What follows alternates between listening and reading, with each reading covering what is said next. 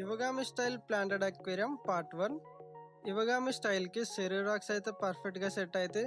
So నేను 3 different sizes of సెరూరాక్స్ని తీసుకుని అక్వేరియంలో అయితే ఒక మంచి షేప్ వచ్చేటట్టు అయితే ప్లేస్ చేసుకున్నా.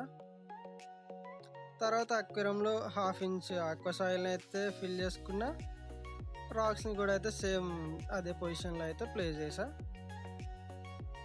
అండ్ రాక్స్ మధ్య ఉన్న గ్యాప్స్ని కూడా అయితే ఆక్వా సాయిల్ అయితే ఫిల్ చేసుకున్నా. దీని ట్యాంక్లో ఒక కవర్ని పెట్టి హార్డ్స్కేప్ ఏం డిస్టర్బ్ కాకుండా వాటర్ని కూడా అయితే ఫిల్ చేసుకున్నా.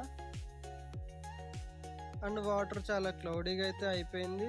సో ఫిల్టర్ని ఆన్ చేసి ఉంచేసా. ఆఫ్టర్ 3 అవర్స్ తర్వాత ట్యాంక్ మొత్తం క్లియర్ అయితే అయిపోయింది. నెక్స్ట్ వీడియోలో ఈ అక్వేరియంలో ప్లాంటింగ్ కూడా అయితే చేద్దాం. పార్ట్ 2 కోసం ఛానల్ని సబ్స్క్రైబ్ చేయండి.